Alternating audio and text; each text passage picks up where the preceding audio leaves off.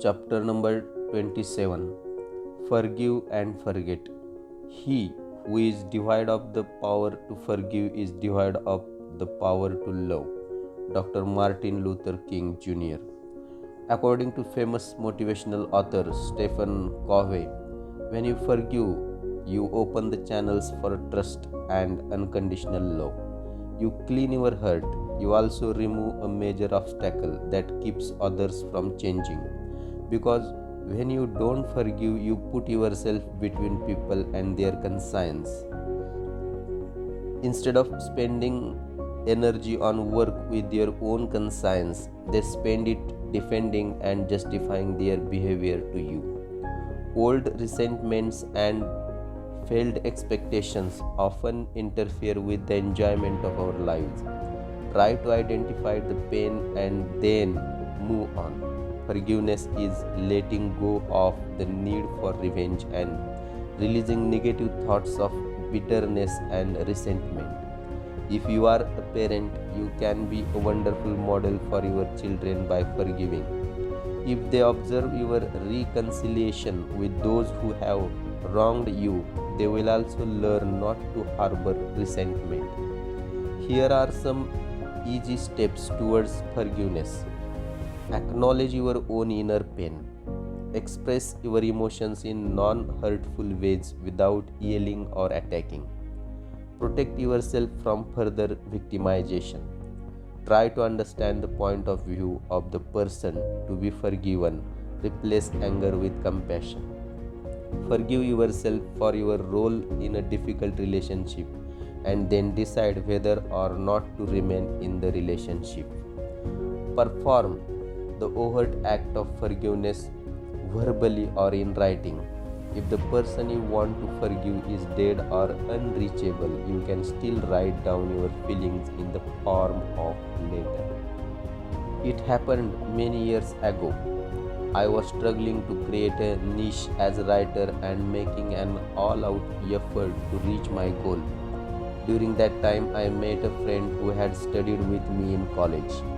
She was working for a newspaper as a trainee sub-editor.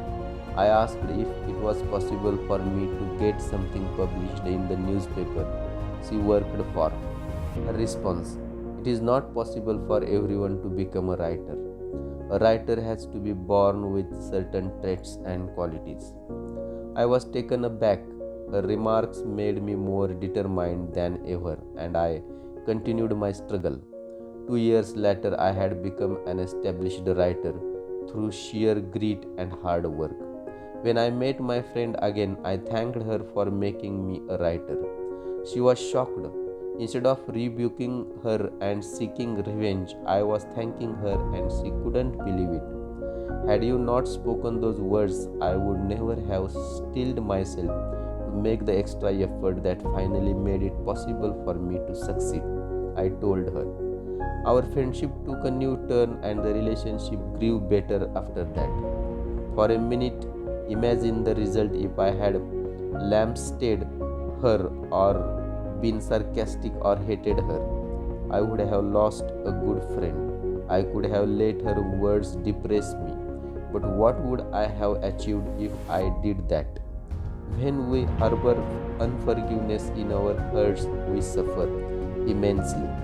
It is wiser to let go of the negative feelings so that we can remain happy. Most of us love to take revenge. Hardly do we pursue some slight from a person and we want to give it back. But thoughts of revenge can harm our emotional and physical self, causing us much agony. Forgiveness and compassion are better than being vengeful and judgmental. It takes a lot of strength to be compassionate and very little to be judgmental. But the beauty is that anyone can learn to be compassionate with a little effort. Here are some truths about forgiveness. Many of us want to forgive. We know from experience that forgiving feels better than hating and hurting. We want to express our generosity and compassion, but we don't really understand what forgiveness is all about. When often tell ourselves, I should only forgive if they apologize. Without apology, contrition, reparation, promises of reform, or at least some guarantee of sincerity on the part of the wrongdoer, it's tough to forgive. We wait for the wrongdoer to do something right for a change. It may not be that way, so learn to forgive without any apology. Keep the doors to your heart open. Here's the best part: when you forgive, your heart opens. Then you have an open heart instead of a clenched fist where your hurt belongs. Let positive energy cleanse it. Be large hearted and magnanimous. Forgiveness is empowering. Many of us believe that our own happiness cannot be achieved until someone comes crawling to us on hands and knees, or learns their lesson, or promises to be different. But our happiness is not really dependent upon the behavior of other people. The forgiver changes her focus from, if only they would, to, I wonder if I could. Forgiveness is a skill, it becomes a way of life when you practice it constantly. Forgive even if there is no apology from the wrongdoer. Forgiveness ensures peace of mind. Chapter number 28. Be humble and generous. Isaac Newton was one of the finest and most respected scientists Britain has ever produced. He was educated at Grantham Grammar School and completed his BA at Trinity College, Cambridge. One day, as a young physicist, Newton observed that when apples fell off trees, they went down at a speed that varied according to the distance they had to travel to the ground. He believed that this meant the earth had a gravitational force pulling them down, and thus his theory of gravity was born. He applied this principle to the movement of the planets and stars in the solar system. He then began to study the heavens closely. This led to the discovery of the composition of light. There were many other original ideas evolved and developed by Newton, including the famous laws of motion and the differential calculus that are the foundation of the science of mechanics today. During his lifetime, Newton was greatly respected everywhere, not only for his astonishing gifts as a scientist and thinker, but also for the modesty with which he demonstrated them and the kindliness he showed to everyone who came his way. Nothing was too much trouble. He never displayed impatience with those less intelligent than himself. Humility is a virtue that few possesses. We all want to flaunt our power, our knowledge, and our wealth. We want to show that we are better than others.